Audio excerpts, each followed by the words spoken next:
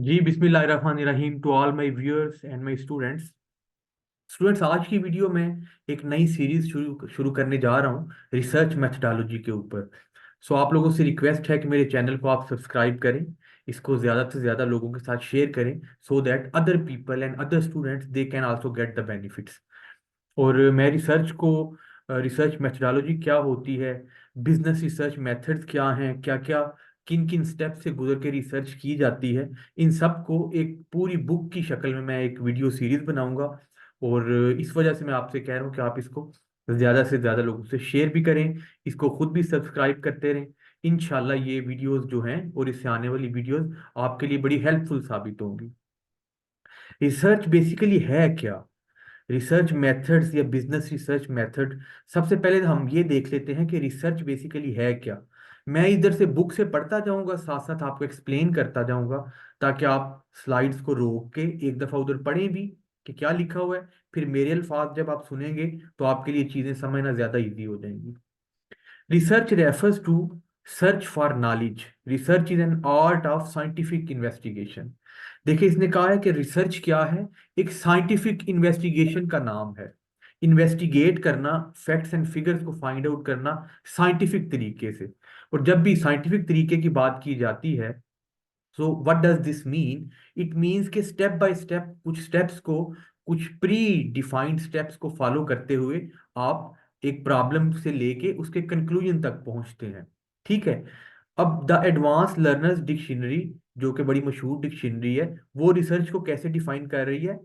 अ careful investigation और inquiry, specially through search for new facts in any branch of knowledge. कि आप investigate करें, बड़ी केयरफुल इन्वेस्टिगेशन। आप किस पर्पज के लिए? ताकि आपको न्यू फैक्ट्स एंड फिगर्स पता चल सके, तो उसको रिसर्च कहते हैं। अब कुछ फेमस डेफिनेशंस आपके सामने ले आता हूँ। रेडमैन एंड मोरे ये रिसर्च को कैसे डिफाइन कर रहे हैं? ये कहते हैं कि a systemized effort to gain new knowledge. एक सिस्टमेटिक तरीके से एफर्ट की जाती है, मुख्तलिफ स्टेप्स को फॉलो करके एफर्ट की जाती है नॉलेज इकट्ठा करने के लिए।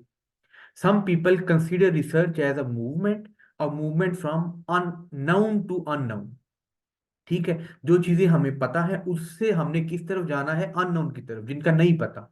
ठीक है, ये जो एक सफर है नामालूम से मालूम की तरफ और नाउन से अननोन की तरफ, वो रिसर्च कहलाती है। एक और डेफिनेशन सुन लीजिए, अकॉर्डिंग टू क्लिफर्ड वुडी।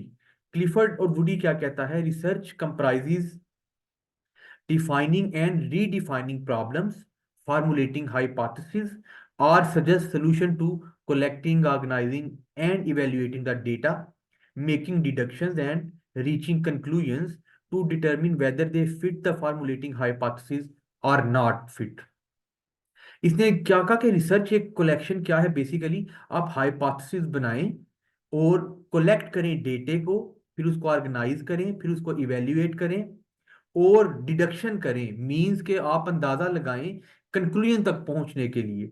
और देखें कि जो कंक्लूजन है वो आपके हाइपोथेसिस के साथ, जो आपने अंदाजा लगाया था, उसके साथ मैच कर रहे हैं या नहीं मैच कर रहे। ठीक है। तो ये थोड़ी सी सिस्टमेटिक डेफिनेशन है रिसर्च की, जिसमें क्या कहता है कि प्रॉब्लम को रीडिफाइन करें, हाइपोथेसिस लेके आए। हाइपोथेसिस क्या है? बेसिकली हाइपोथेसिस एक तरह की एक स्टेटमेंट होती है, जो दुरुस्त भी हो सकती है, गलत भी हो सकती है। एक स्टेटमेंट देना कि आया ऐसी प्रॉब्लम क्यों हुई, या आया कि ऐसी प्रॉब्लम होगी या नहीं होगी, कोई भी स्टेटमेंट जो रिसर्च जिस चीज के ऊपर की जा रही होती है उससे रिलेटेड। और उसके सॉल्यूशंस को सजेस्ट सॉल्यूशंस करना, फिर कलेक्ट करना, ऑर्गेनाइज करना और डेटा को इवेल्युएट करना, making deductions and reaching conclusion. ठीक है, कंक्लूजन तक पहुंचना ये बेसिक मकसद है रिसर्च का। ठीक है जी। अब रिसर्च के कुछ ऑब्जेक्टिव्स हैं, वो सुन लीजिए। To gain familiarity with the phenomena और to achieve new insights into it. ठीक है, कि आप किसी फिनोमिने के साथ, किसी वाकया के साथ, किसी सब्जेक्ट के साथ अपने आप को मोर फेमिलियर करते हैं। ठीक है, और उसके बारे में नई इंसाइट्स आपके पास आती हैं। ठीक है। एक्सप्लोरेटरी और फार्मूलेटिव स्टडीज भी इनको कहा जाता है। ठीक है जी। उसके बाद to describe accurately the characteristics of particular individual, situation और ग्रुप। ठीक है, इसको डिस्क्रिप्टिव रिसर्च भी कहा जाता है। आगे की स्लाइड्स में मैं जो है रिसर्च की डिफरेंट टाइप्स जब बयान करूंगा, तब आपको पता चल जाएगा कि डिस्क्रिप्टिव या एक्सप्लोरेटरी वगैरह रिसर्चेज ये क्या होती हैं। ठीक है, to describe accurately the characteristics of particular individual situation और ग्रुप। ठीक है, किसी खास इंडिविजुअल या कोई खास सिचुएशन या ग्रुप ऑफ इंडिविजुअल को एक्सप्लेन करना, ये भी रिसर्च के ऑब्जेक्टिव्स में आता है। थर्ड ऑब्जेक्टिव क्या है? To determine the frequency with which something occurs और with which it is associated with something. ठीक है, इसको डायग्नोस्टिक रिसर्च भी कहते हैं कि क्या बेसिकली इस चीज का पता लगाना कि कोई चीज क्यों होती है और उसके साथ क्या क्या फैक्टर्स इन्वॉल्व होते हैं उस चीज के होने या ना होने में। फिर फोर्थ पॉइंट क्या है? To test a hypothesis of causal relationship between variables.